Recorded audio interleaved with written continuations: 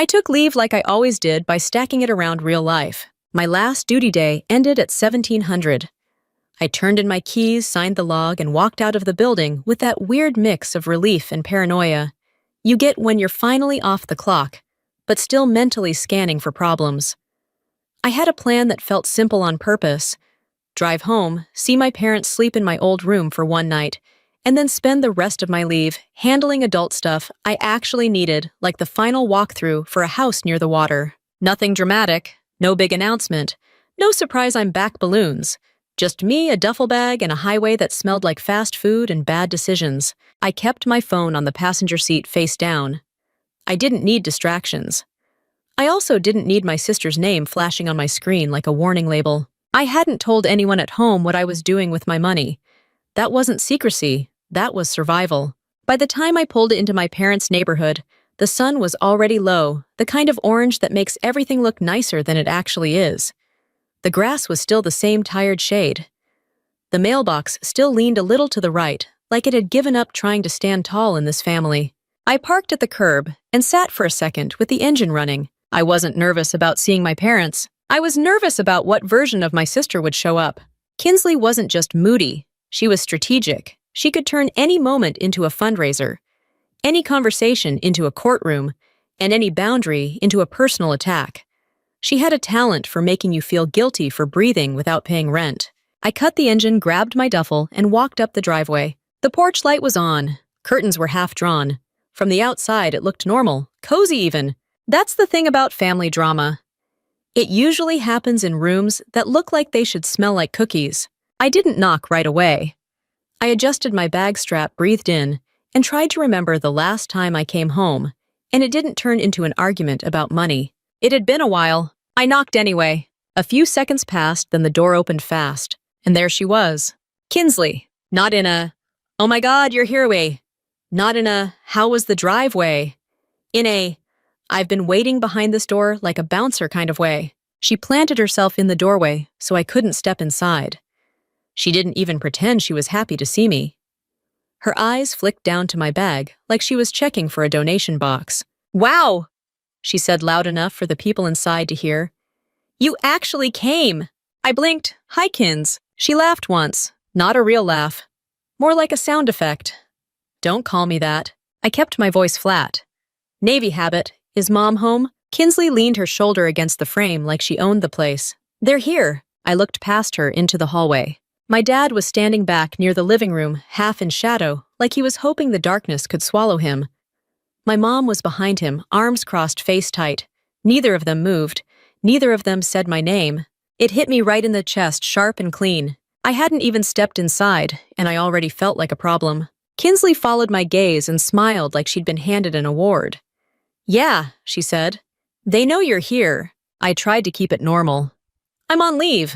I thought I'd come by see everyone." "See everyone," she repeated, making it sound like a joke. "Bree, be serious." My mom's eyes stayed on me, but her mouth didn't move. My dad shifted his weight like he wanted to say something, then didn't. Kinsley lifted her chin. "Let's not do the fake sweet thing. You didn't come to see everyone. You came to feel better about yourself." I stared at her. "What are you talking about?" She stepped forward a fraction, still blocking the door.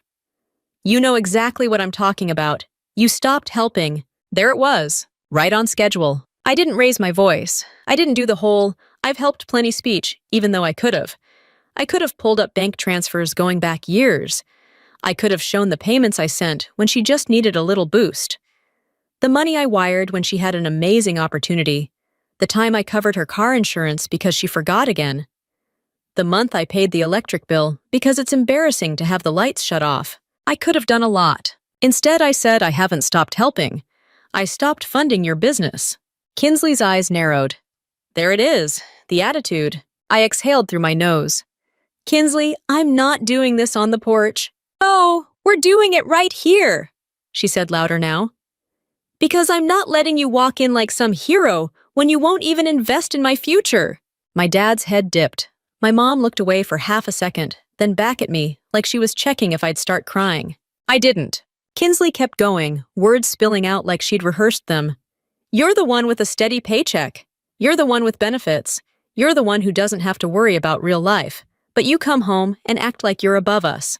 I almost laughed. Almost. Because the idea that the Navy is not real life is one of those things you can only say if you've never had to show up at 0500 on 3 hours of sleep to fix a problem you didn't create, while someone yells at you like you personally invented gravity. But I didn't laugh. I kept my tone even. I'm not above anyone. I'm just not paying for another launch. Kinsley snapped. It's not a launch, it's a business. My mom finally spoke. Her voice was quiet but sharp. Bree, she's trying. I looked at my mom like she'd slapped me. So am I. My dad took one step forward, then stopped. Let's just calm down. Kinsley cut him off with a glance. No, she needs to hear it. And then she said the line that made everything go cold. This house doesn't welcome you. She said it like she was quoting a rule. Like there was a sign on the door, and she was just reading it out loud. I felt my throat tighten, but I didn't let it show. I stared at her, then past her at my parents. I waited. I gave them a clean opening. A chance to be parents. A chance to say, that's enough. A chance to say, of course you're welcome here. My dad's eyes dropped to the floor. My mom's face stayed still. No one corrected her. The porch light buzzed softly above us. Somewhere down the street, a dog barked, like it was warning me to turn around. Kinsley's mouth tilted up. You heard me. I shifted my duffel higher on my shoulder. My hands felt steady, which almost scared me. Like my body had already accepted what my brain was still trying to process. I nodded once. Okay. My mom's eyebrows lifted, like she expected a fight. I didn't give her one. I looked at my dad. You too. His mouth opened, then closed. He cleared his throat. Bree, you know how your sister gets. Just don't make it worse. I stared at him for a beat, then looked back at my mom. She said nothing. Kinsley leaned closer, voice dropping like she was sharing a secret. Don't come back until you're useful. That one landed different. That one wasn't even about money. Not directly. It was about what I was in this family. A resource. A walking paycheck. A problem when I said no. I stepped back off to the porch. The cold air hit my face and made my eyes sting. I turned toward my car without rushing like I was leaving a store that had the wrong item, not walking away from my own house. Behind me, the door stayed open just long enough for me to hear Kinsley say, good like she'd won something. I got into my car, shut the door, and sat there with my hands on the steering wheel. My phone lit up with a missed call notification. Not from my mom, not from my dad, from Kinsley. I flipped it over on the seat, again stared straight ahead, and felt something click into place, quiet, solid, and final. Not anger, not revenge. A decision. I started the engine and pulled away from the curb, not knowing where I'd sleep that night, but knowing exactly what I wasn't going to be anymore. I drove until the neighborhood lights disappeared in my rearview mirror, then pulled into the first well-lit gas station I saw, and just sat there with my hands still locked on the steering wheel. My phone buzzed again. Kinsley. I didn't answer. I didn't even decline it. I let it ring out like a timer, then flipped the phone face down so I wouldn't see her name again. My chest felt tight like my body was still waiting for someone to jump out and say the whole thing was a misunderstanding. It wasn't. I got out, walked into the store, and bought the most basic. I am a person who is fine. Supplies a bottle of water, a protein bar, and gum. I stood at the counter while a teenage cashier scanned my stuff like he'd never seen anyone purchase sadness before. Back in the car, I chewed the gum hard enough to make my jaw ache. My eyes were dry. No tears. That part had already burned out like it had happened so many times. My body didn't bother anymore. That's what bothered me. Not that Kinsley said it. That my parents let her. And if I was being honest, really honest, none of it was new. It was just the first time they said it out loud with a door between us. When people ask what it was like growing up in my house, I usually give them the safe version. I say my parents did their best. I say my sister and I were different. I say I left early and joined the Navy because I wanted something stable. All true, but the real pattern was simple. I was the kid you leaned on, and Kinsley was the kid you protected. Even when she didn't need protecting. Even when she was the one swinging. In elementary school, teachers would hand my mom report cards with A's across the board, and my mom would smile like she was receiving a package she forgot she ordered. Good job, Bree, she'd say, distracted.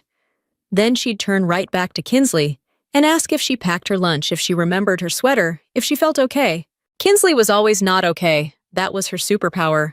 By middle school, I was making my own lunches and getting myself to practice. Kinsley got driven everywhere like she was a celebrity trying to avoid paparazzi. If she forgot her homework, my mom would run it to the school. If I forgot mine, my mom would say, "Well, you'll remember next time." I did. I remembered everything. That became my job. By the time I hit high school, money was tight in a way my parents didn't like to say out loud.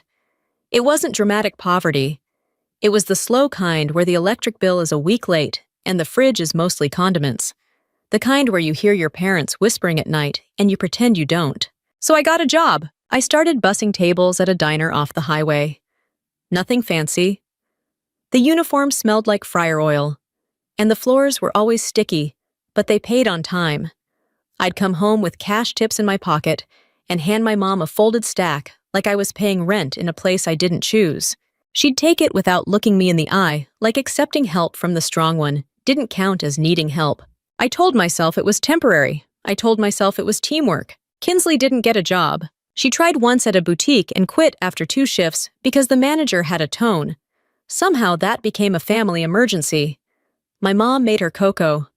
My dad told her she deserved better. I took another shift at the diner and didn't say a word. That's how it went. If I struggled, it was a lesson. If Kinsley struggled, it was a tragedy. The Navy was the first place in my life where the rules didn't change, depending on who was crying louder. I didn't have some movie moment where a recruiter shook my hand and fireworks went off. I just wanted out. I wanted structure. I wanted to earn something that couldn't be taken away by someone else's mood. I also wanted my parents to be proud of me, for the first time without conditions. When I told them I was enlisting, my mom's first question wasn't, "Are you sure or are you safe?" It was, "Do you get paid right away?" My dad said, "That's a steady job." Kinsley said, "Must be nice." And that was it. No banner, no tears, just immediate math. Once I was in, I did what I always did. I carried things. I learned. I showed up early. I listened more than I talked. I got good at being dependable because dependability is currency in both families and commands. At first, sending money home felt normal. It was like muscle memory. My mom would text, "Can you help with the car insurance this month?" And I'd say yes. My dad would call casual, "We're a little short on the electric bill," and I'd handle it. Then it became Kinsley. Not directly at first. She'd frame it like a dream, a plan, a fresh start. "I'm going to start doing event planning," she'd say. Like real weddings and corporate stuff. "I'm going to sell vintage clothes online. It's a thing now. I'm going to be a wellness coach." People make serious money. Every idea sounded like the first page of a brochure. There was always a logo involved. There was always a photo shoot involved. There was always a class she needed to take from a person with a ring light and a fake last name. And there was always a number. Just a small investment. Just to get started. Just until the first clients come in. I sent money the first time because I wanted her to have something. I sent money the second time because my mom begged. I sent money the third time because my dad said she really needs this brie. And after that, it wasn't even about helping her succeed. It was about keeping the peace. Because if I said no, my phone would blow up. If I said no, my mom would cry. If I said no, my dad would get quiet and disappointed. And Kinsley would go nuclear acting like I'd stolen food off her plate. So I paid for calm. And Kinsley learned that calm had a price. I didn't notice the shift at first, but it happened. My name stopped being Bree and started being Bree with the paycheck. When I came home on leave before Kinsley would hug me like a greeting card, then immediately slide into business. "You know what would really help me?" she'd say while we were still standing in the kitchen. I'd ask, "Did you ever finish that course you bought last time?" She'd wave it off. That was different. It was never different. The money didn't go to inventory or permits or a realistic plan. It went to stuff that made her feel like a business owner without having to do the boring part where you actually work. And my parents let her because she's finding herself. Meanwhile, I was finding myself at 0500, with a clipboard counting gear, fixing mistakes I didn't make, and staying late because the job didn't care about my feelings. The moment it changed for me wasn't some big betrayal. It was a Tuesday. Kinsley called and asked for money again, and I said I couldn't. I had my own bills. I was trying to save. I was tired of watching my paycheck vanish. She laughed like I'd told a joke. Then she said, "You're not married. You don't have kids. What else are you doing with your money?" That was the first time I realized she didn't see me as a person with a life. She saw me as a pipeline. I didn't yell. I didn't cry. I just said I'm done sending money for business stuff. My mom called within an hour already upset. Bree, why are you being like this? She just needs support. I remember staring at the wall in my barracks room phone pressed to my ear and thinking, support? Like I was a subscription service. I told my mom I'll help with essentials sometimes. I'm not funding another plan. My mom's voice went flat. So you're just cutting her off. I said I'm setting a boundary. She sighed like boundaries were rude. After that, my plan got quiet. I focused on saving. I set up automatic transfers. I paid down debt. I invested like a grown woman who didn't want to be one emergency away from chaos. I built a future that didn't depend on anyone's approval.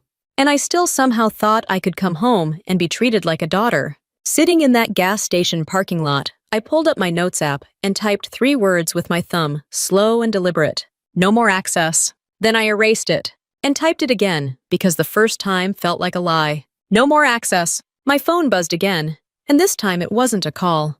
A text from Kinsley lit up the screen. You always run away. That's why you're alone. I stared at it, felt something in me go still, then opened my banking app and scrolled through the transfers I'd sent over the years, little chunks of my life handed over to keep people from being mad at me. I didn't screenshot anything yet. I just looked, long enough to recognize the pattern, long enough to finally stop pretending I didn't. I turned my phone to airplane mode and drove the rest of the way back toward Norfolk like I was escorting my own sanity to safety. By the time I checked into a plain hotel off the interstate, it was late enough that the lobby smelled like stale coffee and somebody else's regret. The clerk slid my keycard across the counter without making eye contact, which honestly felt like customer service at its finest. Up in the room, I dropped my duffel on the carpet and sat on the edge of the bed, fully dressed, boots still on, staring at the wall like it was going to explain my family to me if I waited long enough. It didn't. So I did what I always do when something is out of control. I made a plan. I pulled out my laptop, opened my email, and looked at the calendar for my leave. Inspection appointment, walk-through window, closing paperwork. Everything was already moving whether my mother spoke to me or not. The house wasn't some fantasy. It was practical. It was me being tired of hauling my life around like an overpacked sea bag. A place near the water close enough to base that I wouldn't have to piece my way into another identity. Not a mansion. Not some influencer beach palace with white couches nobody sits on. A real coastal house with weathered siding, a decent roof, and a porch where I could drink coffee without hearing somebody demand a wire transfer. I shut the laptop and finally took my boots off. My phone buzzed against the nightstand, even in airplane mode, like it was annoyed it couldn't deliver drama. I left it there. At 05:30, my body woke up automatically. That's what years of the Navy does. You can be on leave and still pop awake like you're about to miss muster. I showered, dressed in jeans and a hoodie, and went down to the lobby for coffee that tasted like it had been filtered through a sock. I drank it anyway. Then I drove to base. Not because I had to, because I needed to feel normal. Naval Station Norfolk, at sunrise, is its own world cars lining up people walking fast, everyone pretending they're not tired. The gate guard checked my ID, nodded, and waved me through like he'd seen 1,000 versions of me. Which he had. I parked and walked toward my building, breathing in that mix of salt air and diesel that makes outsiders think you're in a movie and makes sailors think great another day. I didn't have to be there, but I had a reason to stop by.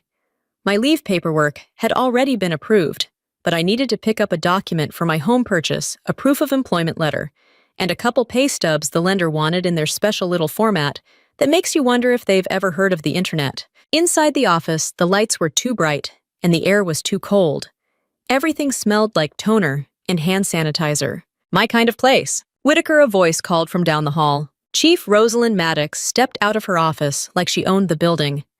She was in command climate, the way some people are in command of a room, quiet, solid, not interested in your excuses. Chief, I said. She looked me up and down the way chiefs do when they're reading your posture like a report. You're on leave. Yes, Chief. And you're here. Yes, Chief. She raised one eyebrow. That family trip go great. I didn't give her the whole story. I wasn't trying to cry in a hallway at 700. I just said, it got complicated.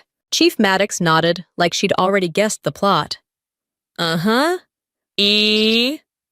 Paperwork. Yes, Chief. Lender needs updated documents. Come on! She motioned me into her office, and pointed at the chair like it was an order.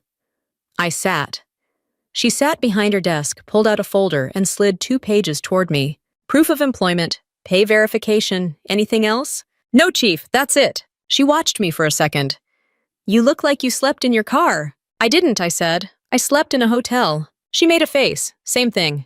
I almost smiled. Almost. Then my phone, which I'd taken off airplane mode on the drive, buzzed in my pocket, like it was desperate to be the main character. I ignored it. Chief Maddox tapped her pen against the desk. You want to talk, or you want to keep pretending you're fine? I took a breath. I'm fine. She leaned back. That's not an answer. That's a habit. I stared at the folder in front of me. The papers were clean, clear, organized, the opposite of my family. I said my sister told me I wasn't welcome at my parents' house. Chief Maddox didn't gasp, didn't look shocked. She just nodded once like she was updating a mental file. And your parents, they didn't stop her. Chief Maddox exhaled through her nose. Of course they didn't. I looked up.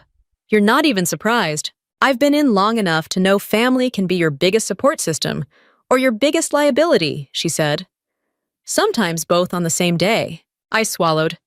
She's mad because I won't fund her business. Chief Maddox gave a short laugh. Business? Let me guess. She's launching something. She's always launching something. Yeah, Chief Maddox said. Some people don't want to build. They want applause for saying they're going to build. I couldn't help it. I let out a small laugh. It came out dry like it hadn't been used in a while. Chief Maddox pointed her pen at me. You're not a bank, Whitaker. No, Chief. Say it like you mean it. I hesitated, then said, I'm not a bank. Good, she said, because the second they treat you like a bank, they stop treating you like family. That hit too cleanly. I looked down at the papers again, the ones that proved I worked, I earned I existed. Then my phone buzzed again. This time it was a call. Dad! I stared at the screen for a second, then answered, because part of me still wanted him to be a father. Hey, I said. His voice came through cautious and low, like he was calling from a room where someone was listening. Bree. Yeah. A pause. Your mom's upset. I waited. He cleared his throat. You didn't have to leave like that. I almost laughed, but it wasn't funny. I didn't have to leave. I was told the house doesn't welcome me. He sighed. You know Kinsley gets worked up. You keep saying that like it makes it okay, I said. Another pause. Just, don't make this bigger than it needs to be. You could apologize. Smooth it over. There it was. Not are you okay? Not I'm sorry. Smooth it over. Like I was the one who broke something. I felt my hand tighten around the phone. And apologize for what? For... You know, he said vague on purpose. For how things went. I looked at Chief Maddox. She wasn't listening like she wanted gossip. She was listening like she wanted to see if I'd protect myself. I said into the phone, Dad. I'm not apologizing for not writing another check. He went quiet. Your sister's trying. I kept my voice steady, so am I. He exhaled hard like I was exhausting. Just think about it. I said a lot. I ended the call before he could say something that would make me regret answering. My phone immediately buzzed with a text from my mom. Don't be stubborn. Family is family. I stared at the words until they blurred. Chief Maddox said, Let me guess. They want you to fix it. I didn't answer. She nodded anyway. Here's the thing, Whitaker. The Navy taught you something your family didn't. You can't keep a ship afloat by pouring your own body into the hole. That was the closest she'd ever come to poetry, and it still sounded like a safety brief. I took a slow breath, then opened my notes app on my phone. Not dramatic, not emotional, just a list. Passwords. 2FA. Emergency contact, mail forwarding, credit check. I'd already started some of it. I could tighten it. Chief Maddox watched me type. You closing on that house? Yes, Chief. Good, she said. Then focus on the mission. Everything else is noise. I nodded because for the first time in 12 hours, I felt like I wasn't about to collapse. I stood up, slid the documents into my folder, and slung my bag over my shoulder. My phone buzzed again, this time with Kinsley's name, like she was trying to remind me she still controlled the story. I didn't decline it. I didn't block her yet either. I just walked out of Chief Maddox's office and into the hallway, letting the fluorescent lights and the steady hum of the building do what they always did, pull me back into the version of myself that gets things done. Outside, the wind off of the water cut across the parking lot, sharp and clean, and I got in my car with a decision settling in my gut, like wait. I wasn't going to fix this with an apology. I was going to fix it by making sure they couldn't touch anything I'd built. I pulled into my hotel parking spot, sat there with the engine running, and then turned my phone back on like I was choosing violence. Quiet, controlled violence.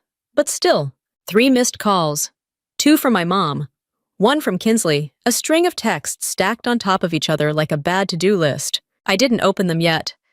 I went inside first, dropped my folder on the desk, and washed my hands like I could rinse off my family. Then I sat on the edge of the bed, unlocked my phone, and started reading. Mom, why are you doing this, Mom? Your father is stressed. Mom, Kinsley is trying to build something.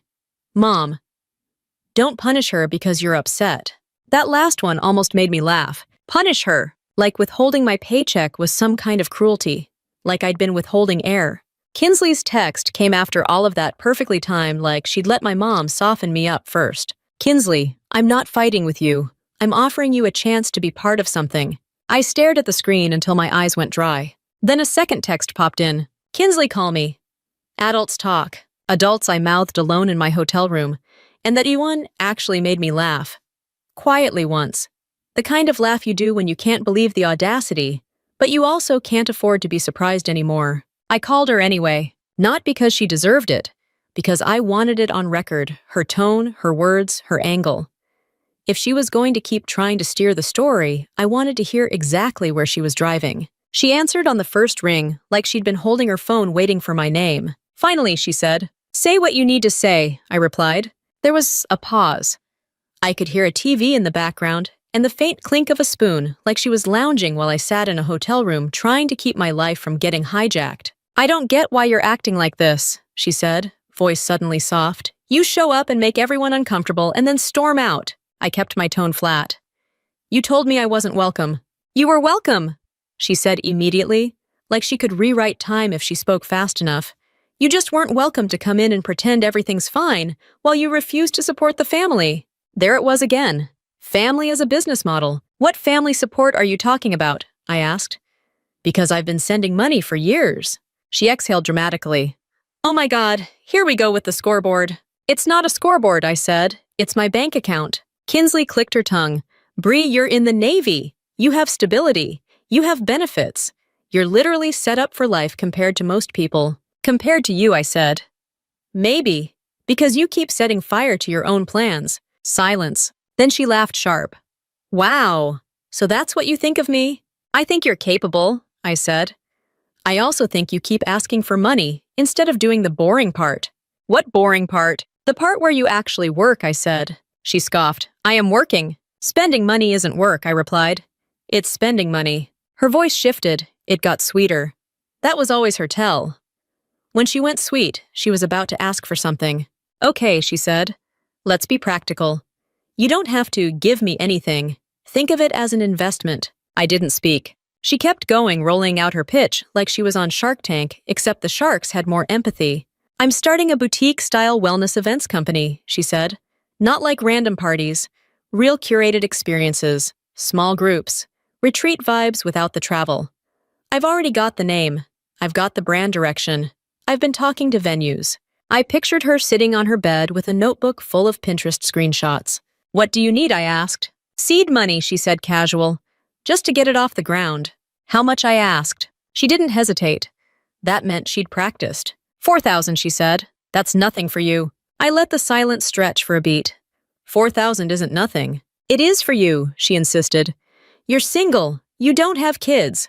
What else are you doing with your money?" There it was, the same line, like it was part of her contract. I felt my jaw tighten. "I'm saving." For what she asked, voice dripping with fake curiosity. I paused. Not because I didn't know, because I didn't trust her with it. "I'm building my life," I said. She laughed again, softer this time. "Okay, but your life doesn't have to be so selfish." I closed my eyes for a second. Selfish. That was her favorite word. It meant I asked, and you said no. "Kinsley," I said, "I'm not sending you money." Her tone snapped back to sharp.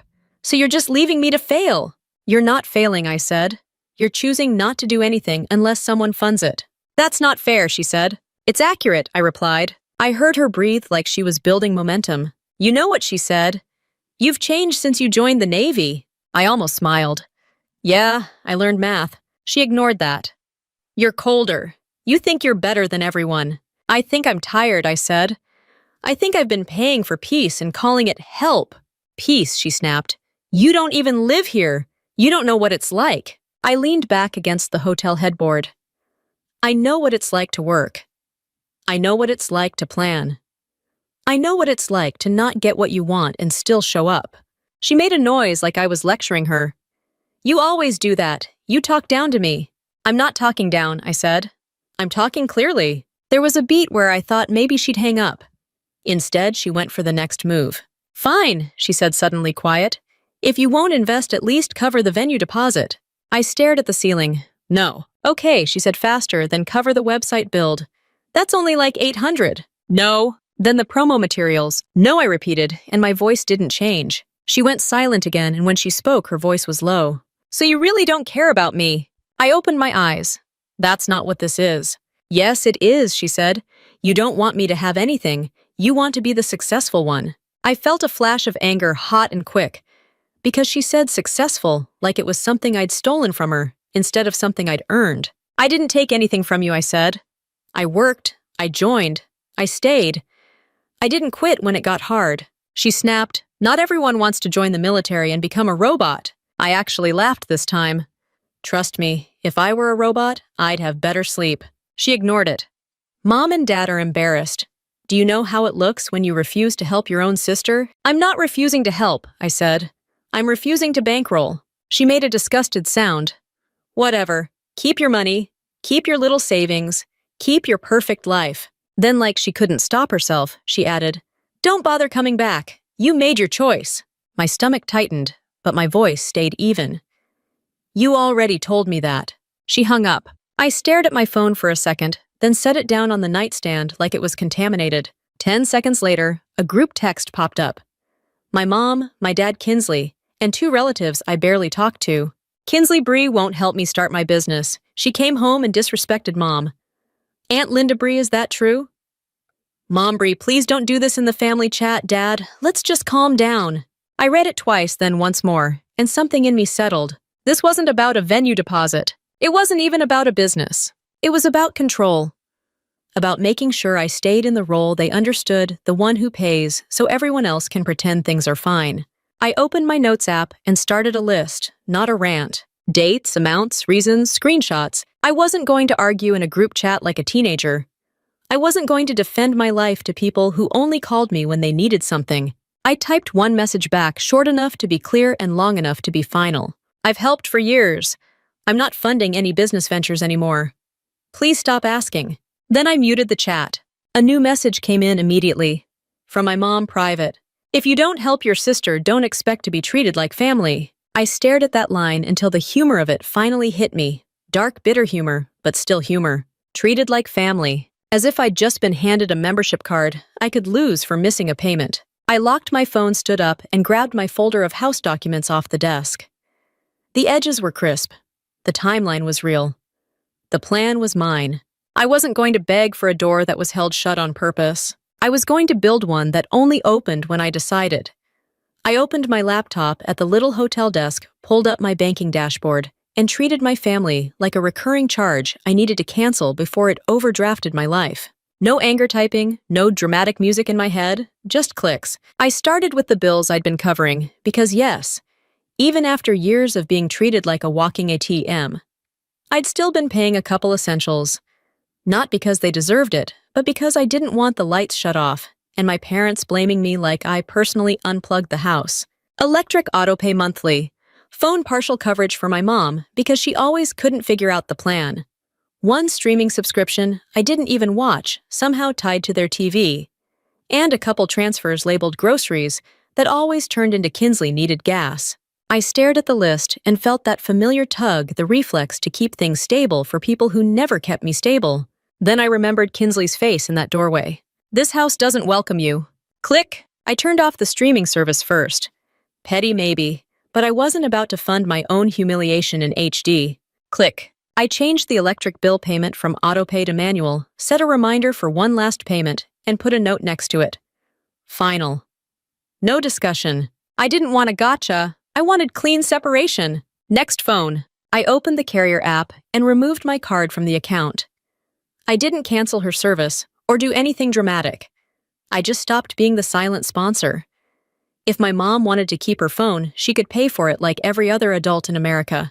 Click! Then I pulled up my savings and investment accounts and checked the settings. Two-factor authentication was already on for most of them, but I tightened everything anyway. New passwords, new security questions that weren't guessable. No more mother's maiden name nonsense. No more answers a family member could know. I also changed the answer to first pet to something completely unrelated, because if Kinsley knew one thing about me, it was how to weaponize my past. Then I did the thing that felt weirdly emotional, even though it was just a form. Emergency contact. My mom and dad had been listed for years.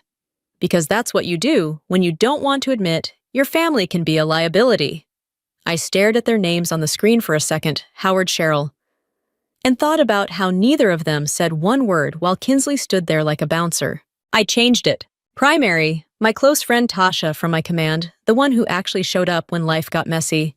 Secondary, Chief Maddox, because if something happened to me, I trusted her to act, not perform grief for an audience. I hit save. My chest loosened just a little, like my body finally believed I was allowed to protect myself. My phone buzzed again. Group chat. I didn't open it. Instead, I opened my credit monitoring app and ran a quick check. My credit had been clean for years, boring, consistent, beautiful. But after that group chat and Kinsley's little adults talk line, I wasn't taking chances. I placed a fraud alert. Then I froze my credit. It took 10 minutes and felt like locking my front door in a neighborhood where people keep accidentally trying your handle. Once it was done, I exhaled and stared at the screen. There was something almost funny about it. My family had trained me to anticipate chaos, and the Navy had trained me to document it. Perfect match. My phone lit up with a private call. Mom. I stared at it until it stopped ringing. Immediately after, she sent a text. Mom, did you really mute the family chat? I didn't respond. Another one came. Mom, you're making this worse. Then, Mom, your father is disappointed. I read that one twice. Not angry, just tired. My father was disappointed in me the way a man is disappointed when the remote control stops working. Not sad, not concerned, just inconvenienced. I set the phone down and opened my email. My lender had sent a message earlier. Subject line, clear to close. Final documents needed. I clicked it. Inside was a list. Pay stubs, employment verification, updated bank statement for the down payment account, confirmation of earnest money. All things I could provide. All things that had nothing to do with my family. I forwarded the email to myself with a note handle today. Then I texted my realtor. Me. Still good for walkthrough on Friday, realtor. Yep. Friday, 10 o'clock. Bring ID. I stared at the message for a second. Friday, 10 o'clock. A normal adult appointment. A real milestone. Not a fight, not a plea. Not a negotiation with someone who thought my paycheck belonged to them. My phone buzzed again. Kinsley this time. I answered without thinking, then immediately regretted it. What I said. Her voice was bright, like she was calling to invite me to brunch. Hey, so Mom told me you're acting crazy. I almost laughed. Acting crazy? Yeah, she said. Like muting the family chat, that's childish. I leaned back in the chair. I'm not arguing with you in a group chat. It's not arguing, she said. It's accountability. Accountability would be you paying your own bills, I replied. Her tone shifted. Okay, wow. You're really gonna do that thing where you talk down to me? I'm not talking down, I said. I'm talking straight. She sighed dramatically. You don't get it. You don't live here. Exactly, I said. And I'm not paying to live there either. There was a pause, then her voice got lower. So what, you're cutting everyone off? I'm setting boundaries, I said. She laughed, and it wasn't sweet this time. Boundaries. That's what people say when they're selfish. I didn't take the bait. Kinsley. I'm not sending you money. So you're just fine letting Mom and Dad struggle, she snapped. I looked at the folder on the desk, my employment letter, my pay verification, the evidence that I handled my life like an adult. They're not struggling, I said. They're choosing not to deal with you. Her breath caught like I'd said something obscene. She recovered fast. You think you're so smart. You think because you wear a uniform, you can judge everyone. I'm not judging, I said. I'm observing. I hate how you talk, she said. You've always been like this. Cold. I actually smiled at that because the irony was almost impressive. I spent years trying to keep peace, and she called me cold when I stopped. I'm not cold, I said. I'm done. She went quiet. Then, like she couldn't help herself, she tried a different angle. Okay, so if you won't fund the business, can you at least send me something small, like 200? I just need gas and groceries. I stared at the ceiling. There it was, the pivot. The same move every time. If the big ask fails, shrink it until you feel rude saying no. No, I said. She sucked in a breath. Are you serious? Yeah, I said. I'm serious. You're really gonna let me starve? She snapped, voice rising. You're not starving, I said. You're manipulating. She shouted, you're disgusting. I waited, kept my tone even. I'm done with this conversation. Before she could slam me with another line, I ended the call. My phone immediately buzzed with another text. Kinsley. If you don't help, don't come crying when you need family. I stared at it, then laughed one short, humorless laugh. Because family in their definition wasn't love. It was access. I didn't respond. I didn't block her yet. I didn't need the satisfaction. I needed the structure. I opened my notes app and created a folder, Family Financials. Inside, I made 4 sections. Transfers sent. Bills paid. Messages demanding money.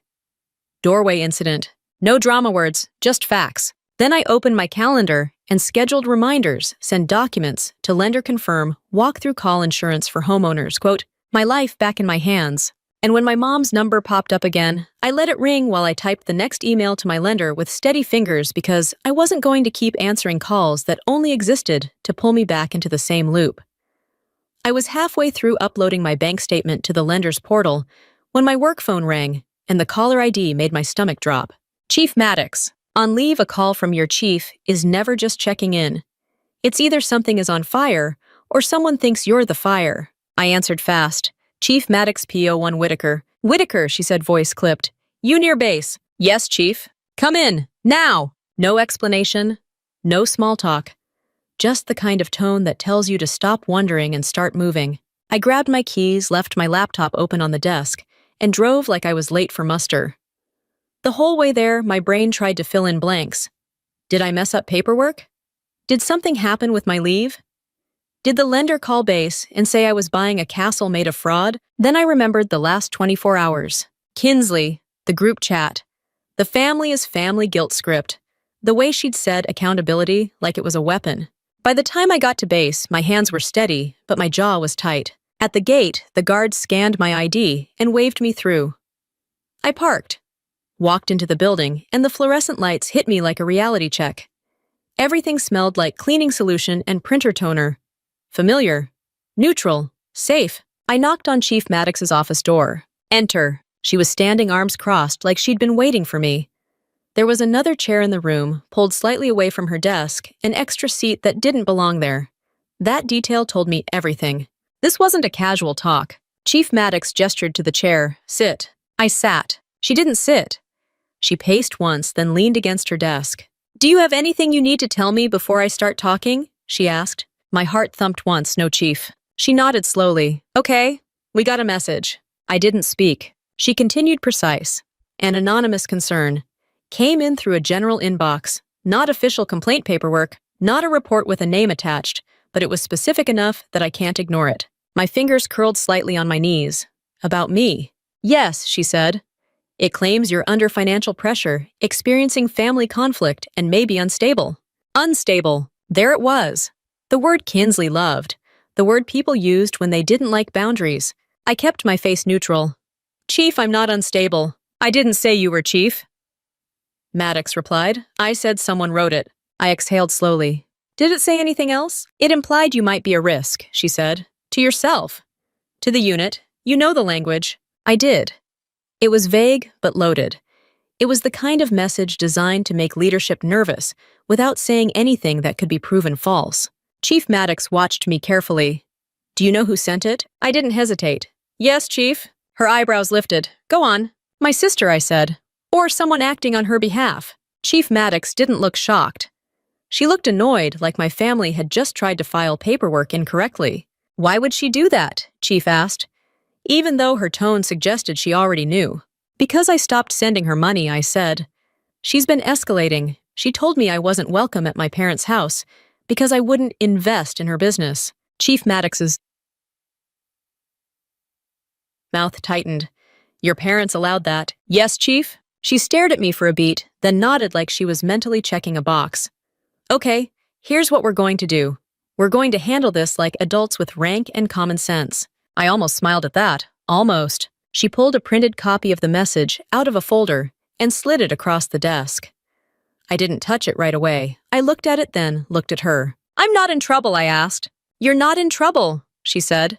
You're being targeted. There's a difference. That sentence hit me in a place I didn't expect. I'd been walking around feeling like I was guilty of something because my family was mad at me. Chief Maddox just named it for what it was. Targeted. She pointed at the paper. Read it. I picked it up and scanned. It was exactly what she described, concerned tone, vague details, just enough specific to sound credible. It mentioned I'd been acting different, that I'd cut off family support, that I was hoarding money and isolating. Hoarding money, because I wasn't giving it to them. My throat tightened, but I kept my voice flat. This is her. Chief Maddox nodded. I believe you, but believing you isn't enough. We document, we address, we close the loop. She sat down, finally pulled her keyboard closer, and started typing. I'm logging that you came in on short notice, you're calm, coherent, and you've provided context. I'm noting that it appears to be a family dispute being weaponized. I watched her type and felt relief spread through me like warmth. Not because she was saving me, because she was making it real. Paperwork, records. The kind of truth that doesn't care about feelings. Chief Maddox looked up. Do you have receipts? Yes, Chief. Show me. I pulled out my phone, opened my notes folder, and scrolled to the screenshots I'd taken. The group chat. Kinsley's texts. My mom's line about not being treated like family if I didn't help.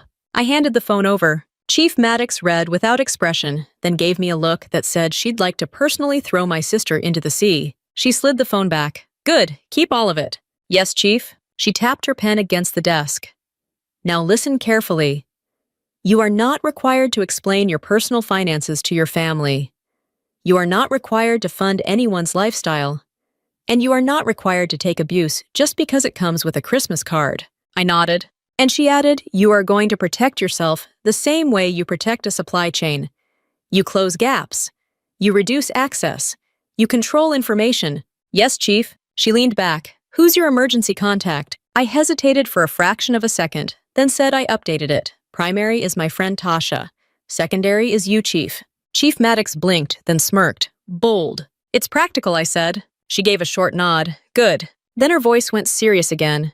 Do you feel safe? Yes, Chief. Do you feel like you're at risk of harming yourself? No, Chief. Do you have any intention of doing anything that would compromise your duties or your clearance? No, Chief. She nodded once. All right. That's the check-in. That's the box I needed to check. Now I need you to understand the bigger picture. I sat up straighter. This is a form of sabotage, she said. It's amateur and emotional, but it's still sabotage. Family can't just fling accusations into the wind and expect your command not to look. I swallowed. I'm sorry this is touching work. Chief Maddox waved a hand. Don't apologize. You didn't start it. You're ending it. She slid the anonymous message back into the folder. If they contact the unit again, we respond the same way professionally, factually, with documentation. No drama, no chasing. Yes, Chief. She paused. And you keep your home purchase quiet. You do not share your address. You do not give anyone a spare key. You do not let anyone stay just a few weeks. I let out a breath that was almost a laugh. You sound like you've met my family. Chief Maddox's mouth twitched. I've met plenty of families. Different names, same tactics. She stood signaling the meeting was over. Go handle your closing paperwork. Enjoy your leave. And if your phone starts lighting up like a slot machine, you can ignore it. Yes, Chief. I stood too, but before I could leave, she added Whitaker. Yes, Chief. Her expression softened just a little. You can love people and still not let them access you.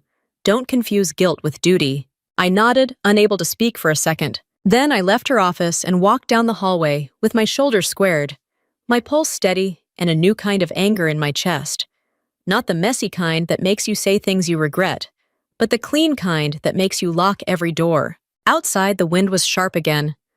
I got in my car and pulled out my phone. I didn't call my mom. I didn't call my dad. I opened my lender portal, uploaded the rest of the documents, and then opened my notes app to add one more line under doorway incident. Anonymous concerns sent to my command. Because if my family wanted to play dirty, I wasn't going to play louder. I was going to play smarter. I sat in my car outside the building for a full minute, thumb hovering over my contacts, then deleted my parents' address from the frequent list, like I was removing a shortcut to trouble. Chief Maddox's advice was still ringing in my head: control information, reduce access. So I treated my next 48 hours like an operational plan. No announcements, no venting posts, no, can you believe this text to cousins who would screenshot it and send it right back to my mom. Quiet, clean. Back at the hotel, I called the title company and confirmed my signing window. I called my insurer and got a homeowner's quote. I changed the passwords on 2 accounts I hadn't thought about in years, because Kinsley was the kind of person who remembered your childhood secrets like they were keys. Then I did something that felt both ridiculous and necessary. I checked my mail settings. My old home address was still connected to a couple places, a credit card I never used, a store account I forgot existed, and one stubborn subscription that had been following me like a clingy ex. I updated every single one, because if my family couldn't get money out of me, I didn't want them finding comfort in getting information. The next morning, my realtor texted me a quick update about the walkthrough schedule. Normal stuff. Boring stuff. The kind of adult life I'd worked for. I was replying when my phone buzzed with a new notification. A Facebook tag from my Aunt Linda, the one who always brought potato salad to reunions and opinions to every conversation. I clicked it before I could stop myself. It was a post from my mom's account. Nothing dramatic. Just a photo of the front of my parents' house, perfectly framed, like it belonged in a real estate listing, with a caption that made my stomach drop. Family is everything. Proud of my girls no matter what. And underneath it, a comment from Kinsley. Some people forget where they came from when they get a uniform. I stared at the screen, pulse rising. My mom had posted it like a peace offering, but it was really a warning shot. Kinsley had used it like a knife. Then my phone rang. Unknown number. I didn't answer. It rang again immediately, like the caller was offended by boundaries. I let it go to voicemail. A second later, another call, this time from my dad. I answered because apparently I still enjoyed suffering. Bree, he said, fast, breathy, where are you? My shoulders tensed. Why? Your mom just wants to talk, he said. Kinsley's upset. Everyone's upset. And people are asking questions. What questions? I asked. He hesitated too long. Dad, I said, what questions? He cleared his throat. Your aunt heard you're buying a house. My stomach went cold. I didn't say anything. I let silence do the work. How did she hear that? I finally asked. Dad rushed through the answer like he wanted to outrun it. She saw something online. A friend of a friend. It was like a congratulatory post. A congratulatory post. I already knew what happened before he finished explaining. Realtors, title companies. Somebody had posted something like, so excited for my client, with a general location tag, and my aunt, who treated Facebook like a federal database, had found it. Dad, I said carefully, did Mom post about me buying a house? No, he said. Then softer, not exactly. That was Dad language for yes. I closed my eyes. What did she post? Just something about family, he said. It wasn't bad. I almost laughed. Everything she posts is about family. That's the point. He went quiet. Then he tried the soft approach. Bree, your mom's just hurt. She doesn't understand why you're being so distant. I opened my eyes and stared at the wall. She understands. She just doesn't like it. Dad sighed. Kinsley thinks you're doing this to punish her. I clenched my jaw. I'm doing this because I'm an adult and I'm allowed to own things. He started to speak, then stopped. Your mom wants to know where it is. There it is, I said. What? That's why you called, I said. Not to ask if I'm okay. To ask for my address. Bree, that's not fair, he began. It's accurate, I cut in. I'm not giving you the address. His voice sharpened. So you don't trust your own parents. I stared at the ceiling again. You stood there while she told me I wasn't welcome. Don't act surprised that I'm careful. Dad didn't have an answer for that. He went back to the usual line. Just don't make this bigger than it is. I laughed once low. Dad, you already made it bigger when you let her call my command. Silence. Then his voice dropped. That was Kinsley, not us. Who pays her phone bill? I asked. He didn't answer. I ended the call without yelling. That was my new skill, ending things without performing emotions for people who didn't deserve them. My phone immediately buzzed with a text from my mom. Mom, we heard you bought a house near the water. Why didn't you tell us? So that was the narrative now. Not are you safe? Not I'm sorry? Not even congratulations. Why didn't you tell us? Like information was a right. I didn't reply. Then another text came in Kinsley. Kinsley, you bought a beach house but can't help your own sister. That's disgusting. I stared at it and felt something in my chest go still. Beach house. She made it sound like I was sipping cocktails on a yacht, not buying a modest coastal home, with careful budgeting, and a lender who wanted my blood type. I opened my notes folder and added a new section, leaks. Then I took action. First, I texted my realtor. Me, can you remove any posts about my closing and ask your team to do the same, realtor? Of course. I didn't post anything with details, but I'll make sure nothing is shared. Second, I called the title company and asked them to lock down privacy. No sharing, no casual client mentions, no public congratulations. Third, I pulled up my USPS settings and ensured all mail forwarding and informed delivery were under my control. I changed the password again, because why not? Then I did what Chief Maddox would call closing the gap. I wrote house rules before the house even fully belonged to me. Not emotional rules, practical rules. No spare key for family, no mail sent there for anyone but me, no unannounced visits. No, I'm in town, so I'm stopping by. All visits by invitation, and that invitation can expire. I typed it out in a clean note, like it was a policy memo, because that's what it was, a policy for my peace. My phone buzzed again. Group chat. I unmuted it just long enough to see what was happening. Aunt Linda. Is it true Bree bought a beach house? Cousin Markwell must be nice. Mom Bree hasn't responded. I'm worried. Kinsley. She doesn't care. She thinks she's better than us. My mom's I'm worried line would have been hilarious if it weren't so predictable. She wasn't worried about me. She was worried I'd stopped being controllable. I typed one message into the chat, then deleted it. Then typed a different one. I'm not discussing my finances or my address. Please stop. Short, clear, no arguments, no explanations. I hit send. Immediately, Kinsley replied, "So you're hiding it because you're ashamed." I stared at that, then smiled a little. Not because it was funny, because it was proof.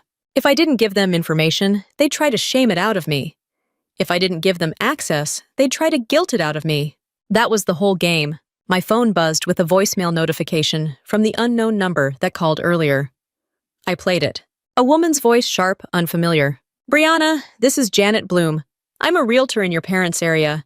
Your sister said she had questions about a property you're purchasing and asked me to reach out. Please call me back." My stomach tightened. Kinsley had tried to involve a realtor. Not even my realtor, someone local to them.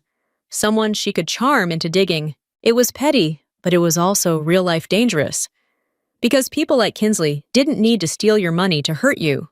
They just needed your information. I saved the voicemail. Then I opened my notes and added another line under leaks. Kinsley contacted a realtor to fish for details. I set my phone down, stood up, and paced the small hotel room, once breathing slow. I wasn't panicking. I was adjusting. I sat back down at the desk, opened my laptop, and drafted one email, polite, firm, simple. To Janet Bloom, subject, do not contact me again. I'm not working with you.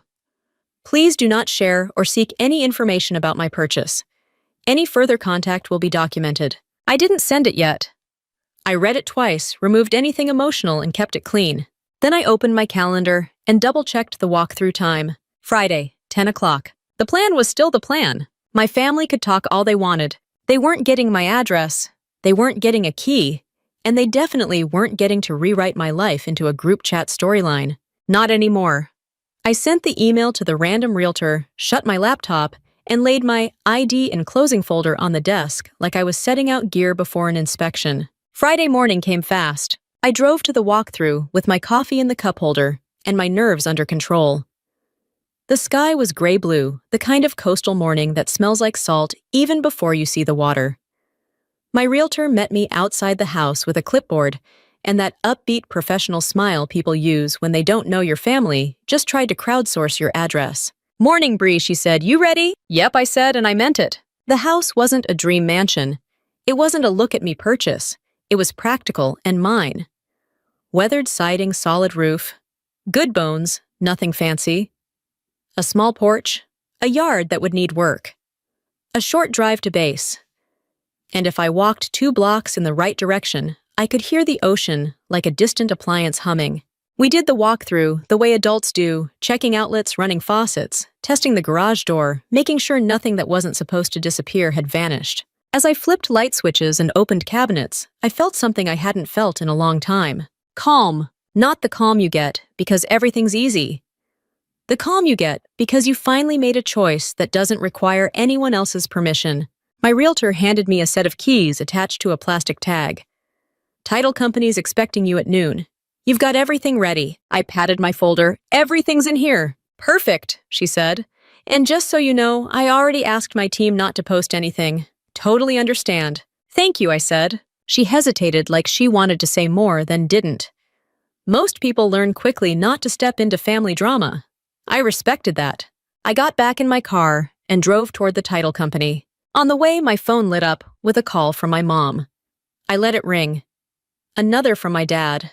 I let it ring too. Then a text from Kinsley popped up like she'd been waiting for the exact moment she knew I'd be busy. Kinsley, so you're really doing it, buying a beach house instead of helping your family. I didn't respond. I wasn't going to argue while I was literally on my way to sign documents worth more than my parents' entire living room set. At the title company, the receptionist smiled too brightly and offered me water like I might faint from adulthood. I sat at a conference table while a notary walked me through papers one by one. It was boring in the best way. Sign here, initial there. Confirm your name, confirm your address. Confirm that you are not laundering money for a foreign government. I wanted to tell her, ma'am, my family can't even keep track of a phone bill. When it was done, the notary slid the final page toward me. Congratulations, Ms. Whitaker. I stared at my signature like it belonged to someone else, someone more stable, someone who didn't get told she wasn't welcome in her own childhood home. Then I took the keys and walked out to my car. I sat there for a second, keys in my palm, and didn't do anything dramatic. No tears, no speech, just a long breath. Then my phone rang again. This time it was my dad. I answered because apparently I still believed in miracles.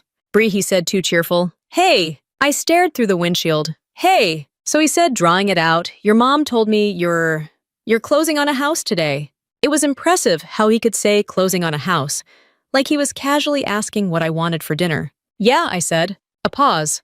Well, that's good. I waited. He cleared his throat. Your mom wants to congratulate you. I almost laughed. Does she? She does, he insisted. She's just hurt. She feels shut out. Dad, I said slow and clear I was shut out. In the doorway. Silence. Then he pivoted. We should all talk. I didn't bite. What do you need? He hesitated. We just want to see it. No, I'm proud of you. No congratulations. No apology. Just access dressed up as affection. I kept my voice even. No. He sounded genuinely offended. No, I repeated. He tried another angle. Bree, you're in the Navy. You're busy. You're gone a lot. It would make sense for your mom and me to stay there sometimes, just to help you. Help me! Right! You can help me by respecting what I say, I replied. He sighed like I was difficult. You're being stubborn. I stared at the keys in my hand. I'm being clear. He lowered his voice. Kinsley's embarrassed Bree. People are talking. They think you're abandoning the family. I let out one short breath that wasn't quite a laugh. People can think whatever they want. He paused. So you really won't even let us visit? I didn't say that, I replied. I said no to access, no to staying, no to spare keys, no to showing up whenever. He went quiet. Then he tried the soft guilt. Your mom's been crying. I almost said, she didn't cry when Kinsley told me I wasn't welcome, but I didn't. I didn't want to argue with a man who used feelings like traffic cones to redirect you. I'm not discussing this on the phone, I said. Dad's voice tightened. Fine, we can meet. That made my stomach clench. Meet meant ambush. I'll meet you in public, I said. Public, he repeated like I'd suggested a courtroom. Yes, I said. A coffee shop. Another pause. Okay, he agreed too fast. Tomorrow. Today, I said. Before you build a story about what I said. He grumbled but agreed. 2 hours later, I sat at a coffee shop near a busy shopping center. Bright lights, plenty of people, no private corner for guilt. I chose a table where I could see the door. Old habit. My parents walked in first. My mom looked like she'd been practicing her hurt but noble face. My dad looked tired. Kinsley arrived 2 minutes later, wearing sunglasses inside like she was a celebrity escaping consequences. She slid into the chair and smiled at me like we were friends. Congrats, she said, voice sweet. Must be nice. I didn't respond to that. I sipped my coffee and waited. My mom reached across the table like she was about to touch my hand. I moved my cup slightly, not rude, just not available. She flinched, then forced a smile. We're proud of you, Bree. I held her gaze. Are you? Her smile twitched. Dad cleared his throat. Of course we are. Kinsley jumped in before they could mess it up further. So when can we see it? There it was, straight to it. I set my cup down. You can't. My mom blinked. Bree. No, I said calm. Not right now, not like this. Kinsley scoffed. What does that mean, not like this? It means you don't get to tell me I'm not welcome, then show up expecting keys, I replied. My dad raised a hand. Nobody said. Kinsley did. I said eyes on my sister.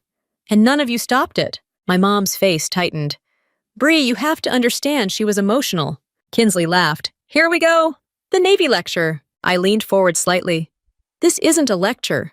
This is the rule: no spare key, no staying there, no mail, no dropping by. If I invite you, we can talk about a visit, but you don't get to move in. Kinsley's mouth fell open. Move in? Who said move in? My mom jumped in quickly. We just thought, since you'll be gone sometimes, it would be smart. We could keep an eye on things. Kinsley added a little too eagerly, and I could use the extra room to work. It'd be perfect for my business. I stared at her. No. She slammed her palm lightly on the table, just enough to get attention.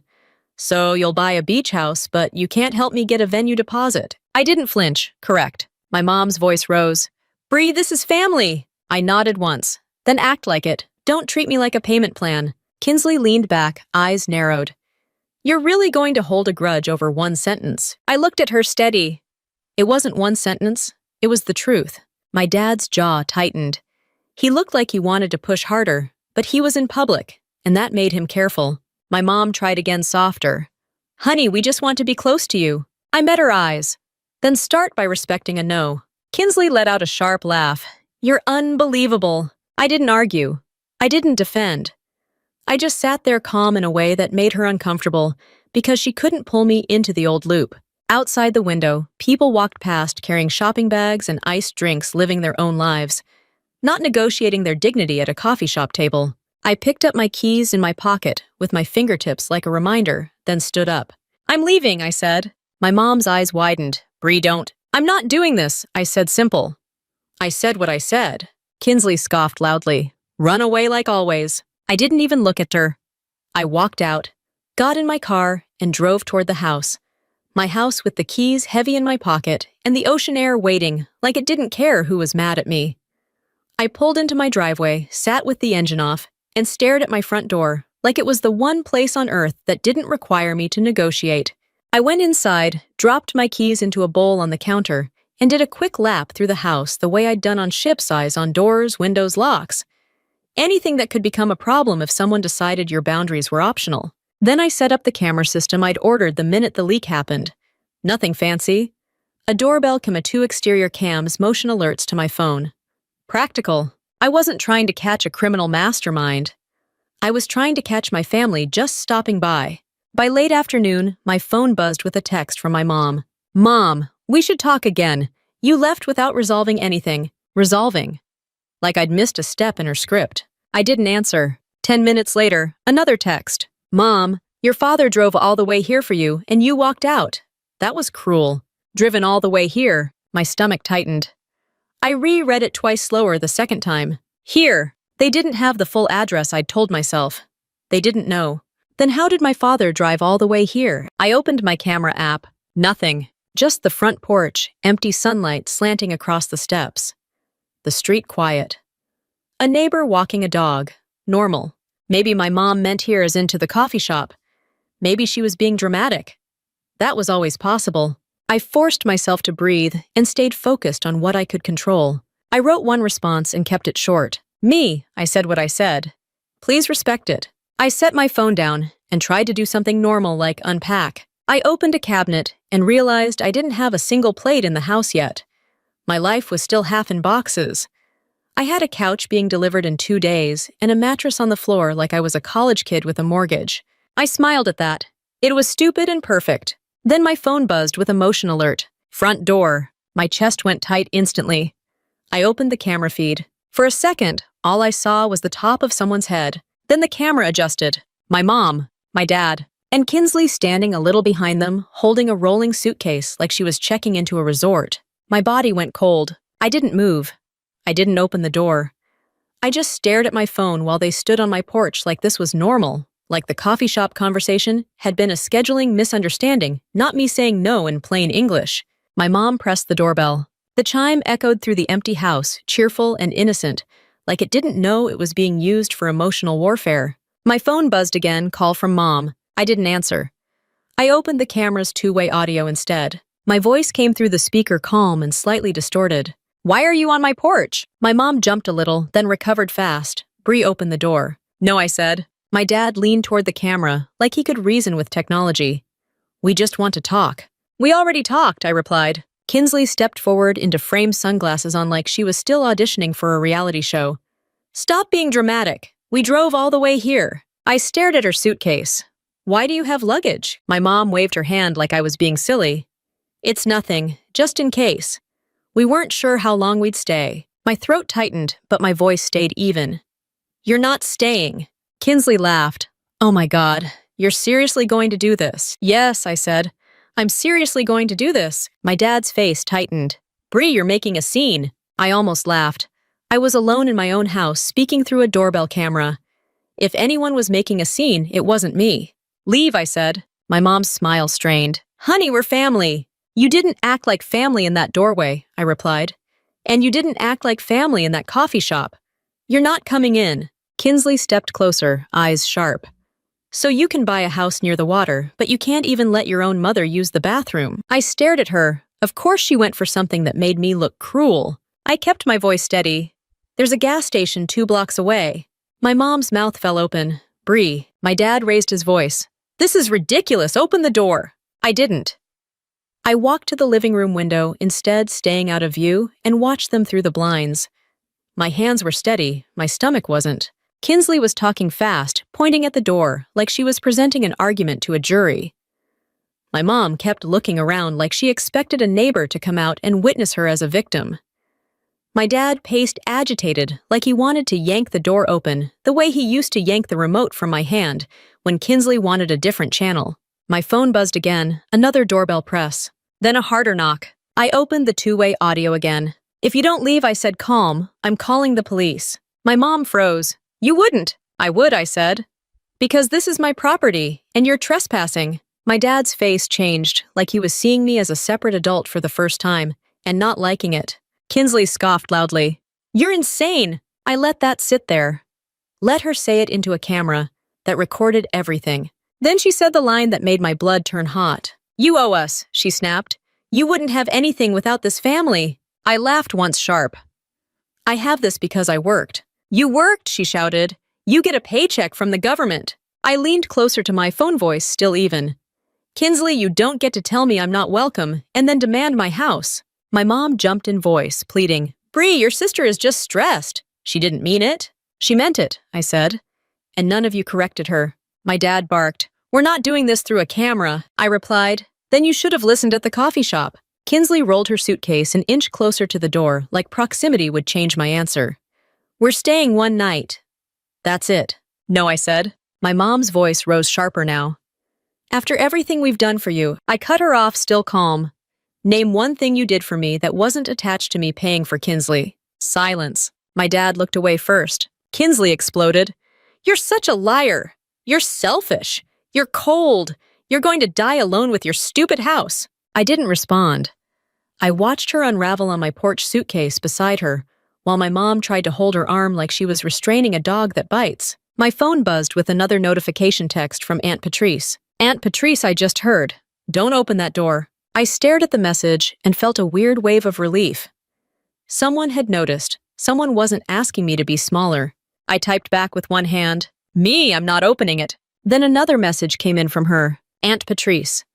They don't miss you. They miss your money." I swallowed hard and read it again. On the porch, my mom pressed the doorbell again, rapid this time, like she was trying to wear my door down with persistence. My dad leaned toward the camera and lowered his voice like he was being reasonable. "Bree, if you don't let us in, don't be surprised when you have no family left." I stared at him through my phone screen. Dad, I said quietly, you already left. His face tightened. Kinsley shouted, say goodbye to Mom then.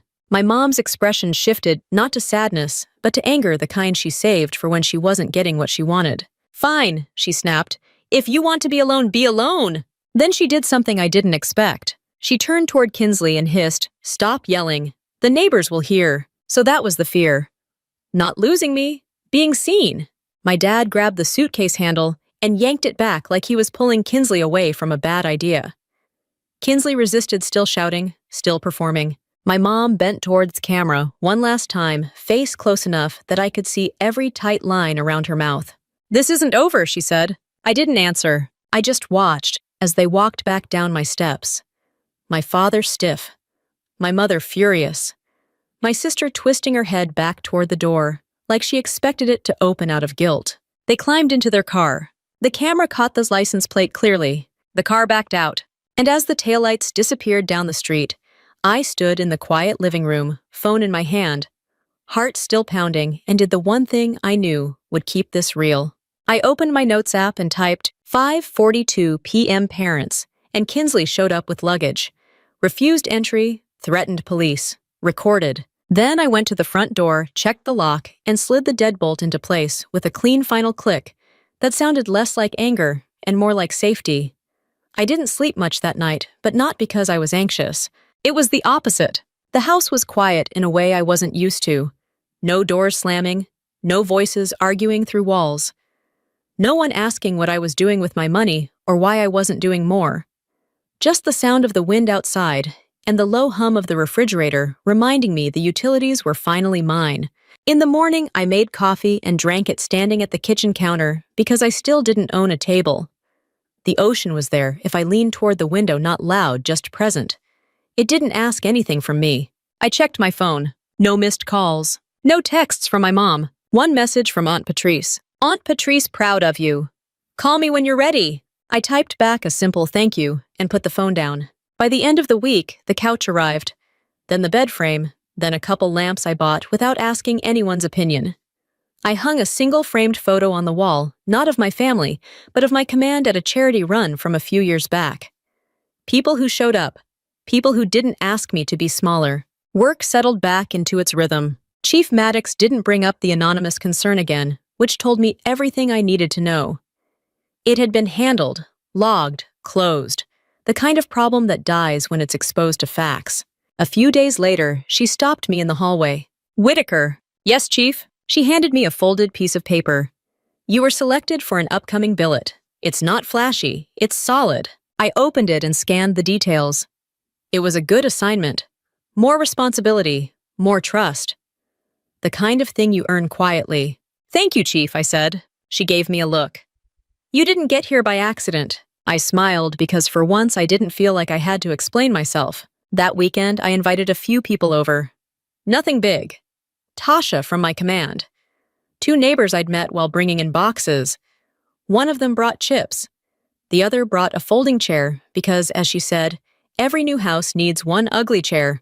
We sat in the living room, shoes kicked off, drinks balanced on boxes, laughing about nothing important. No one asked how much the house cost. No one hinted they might need to stay just a few nights. No one acted like my success was a group project they deserved credit for. At one point, Tasha raised her cup and said, to boundaries. Everyone laughed, but it wasn't a joke. Later that night, after everyone left, I stood on the porch and let the air settle around me. The street was quiet. The cameras were still. The locks were solid. My phone buzzed. Mom. I stared at the screen for a full 10 seconds before answering. Hello, I said. Her voice sounded smaller than I expected. Bree. Yes. Another pause. Your father and I, we don't understand why you're shutting us out. I leaned against the porch railing. I'm not shutting you out. I'm setting rules. She exhaled sharply. Rules shouldn't apply to family. I kept my voice even. They apply to everyone. She didn't like that. I could hear it in the way she breathed. Your sister is devastated. I almost laughed, but I didn't. She showed up at my house with a suitcase. She was emotional. She was entitled, I corrected. My mom's voice tightened. You didn't have to threaten the police. I didn't threaten, I said. I explained consequences. Another pause, then softer. We raised you better than this. I nodded to myself.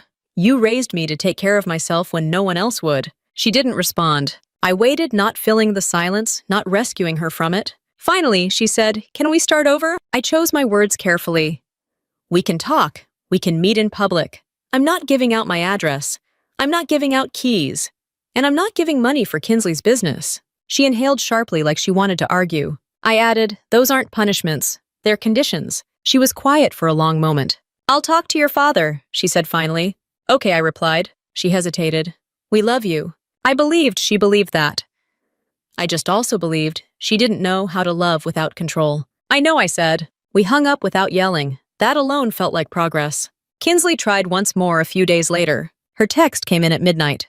"Kinsley, Mom says you're being dramatic. You really going to throw away your family over money?" I didn't answer. 10 minutes later, another one. "Kinsley, you think that house makes you better than us?" I stared at the messages and felt nothing. No anger, no urge to defend, no need to correct the narrative. I typed one response. "Me, I'm not discussing this anymore. Take care."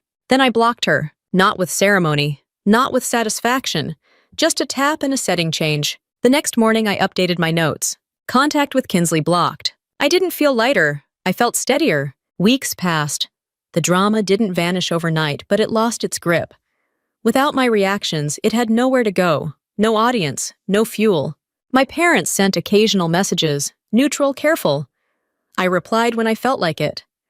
I didn't rush. I didn't apologize for boundaries that had already proven necessary. One afternoon, as I came back from work, my neighbor waved from her porch. "You settling in okay?" she asked. "Yeah," I said. "I think so." She smiled. "Good, you deserve it." That simple sentence hit harder than any apology. That night, I cooked dinner in my own kitchen, ate it on the couch, and let the quiet sit with me. Not the lonely kind, the earned kind. I thought about the doorway at my parents' house. The silence. The sentence that pushed me out. "This house doesn't welcome you." They were right about one thing. That house didn't. This one did. And it didn't require me to pay an entrance fee. I locked the door, turned off the lights, and went to bed knowing I hadn't won anything. I'd just stopped losing myself to people who thought love came with a receipt. And for the first time in a long time, that felt like peace. I used to think family meant unlimited access. Like if someone shared your last name, they automatically got a key to your life, your time, your money, and your peace. But what I learned the hard way is that love without boundaries turns into control. And control always shows up wearing a friendly mask. This wasn't about winning or embarrassing anyone. It was about refusing to keep paying for family drama just to earn a seat at a table where I was never treated like a person. If you're living your own family revenge story right now, especially while trying to build a career in the military, remember this: strong doesn't mean available, and forgiveness isn't access. And if this story hit a nerve, or if you've ever had to choose peace over pressure, subscribe to the channel. I post real feeling family revenge stories with military life boundaries and receipt stories that remind you you're not crazy for protecting what you worked for. Subscribe, and you'll have more of these waiting for you when you need them.